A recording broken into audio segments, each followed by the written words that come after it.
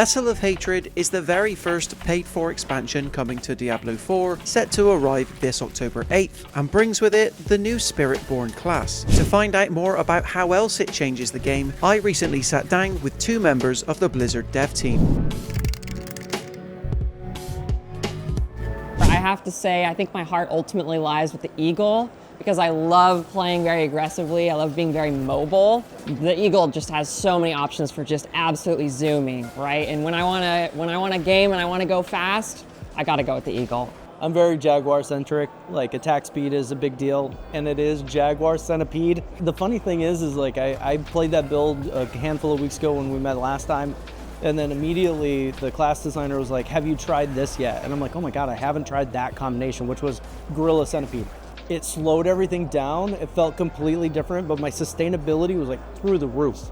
And so I'm really looking forward to see what early game builds look like versus end game builds and how people start playing with that. Doing a new class is a huge undertaking. There's no one class or archetype you can find in a fantasy or anything that says that's what it is. And so we had a lot of blue sky, a lot of unexplored space to kind of build up on. But I'm really happy with where we landed on offering up something new. You played it, right? It definitely has a vibe that the other classes don't have. It was really important to us that we looked at a combat archetype that didn't exist. So like martial arts got introduced, that feels really good. We wanted a super hybrid class because we were getting all this feedback that being able to do build options with the other classes was something they wanted to see more of, and we're like, let's make a whole class around that. Of all the class work in Diablo 4, I think the amount of effort that went into ensuring that there are so many different ways to play the Spiritborn is just phenomenal. Like, you can pick any animal by itself, or you can combine any two animals, or you can even combine three or more, right? Like, there's just so many clear paths to take the Spiritborn. It's just a total blast. We have 4 mercenaries that you're going to be meeting throughout the game. You'll get one in the main campaign, and then you'll be able to explore the world for the rest. And the way that we've been looking at the system is like, how do you look at the soft spots in the current classes and find a good companion complement to round that out, right? And so if you're playing a squishier build, can we actually create a mercenary that behaves more like a tank for you? And that's what we have in Rahir. All of his abilities, you can level them up, you can spend skill points into different abilities. Those can be shaped into the type of companion that you would want to have to complement your build. There's not just offensive options, like there's a Variana, for example. She's like a lunatic former cannibal, and she's very aggressive. So if you want a companion that's gonna like offensively buff you, you can take her, and she's gonna give you a massacre kill streak, and you're both just gonna dive right in and go absolutely crazy, right?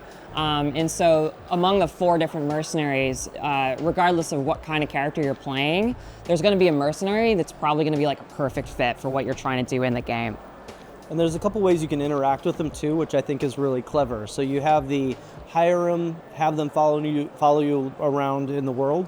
But we also have this system called reinforcements that allow you to kind of assign mercenaries to come in under certain conditions. And so if you're getting low on health, for example, Rahir's going to just jump in and tank some of that damage for you for a split second and then get off the screen. It's kind of like calling in a special fighter into the battle. The interesting thing about this region is it is new to Diablo 4.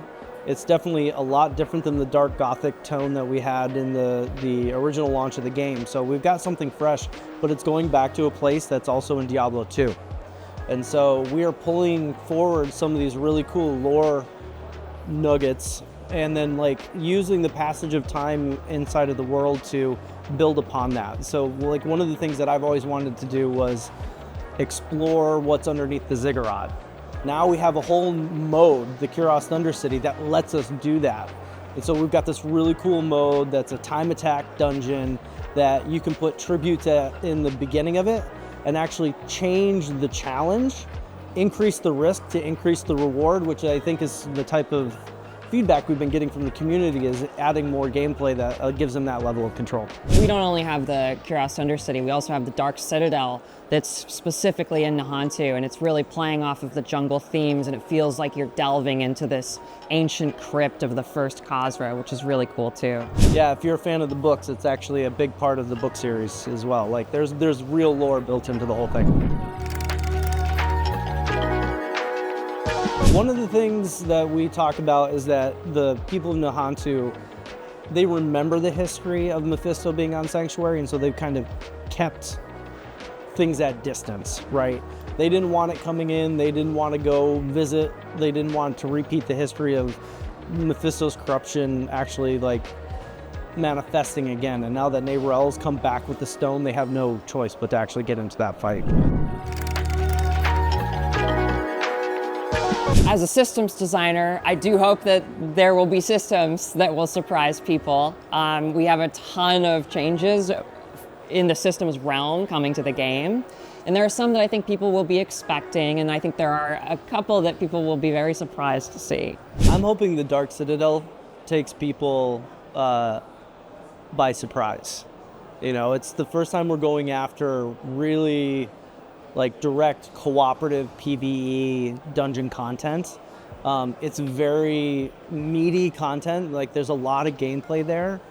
We've introduced the group finder system in there to help get people together and start, like we really feel that there is a large space for people who like to play together, and we have many fans that do, that ushering them into that end game type content is really important. And so not only are we getting something like Group Finder for it, but it's also something that's going to allow them to play everything else in the game with people as well.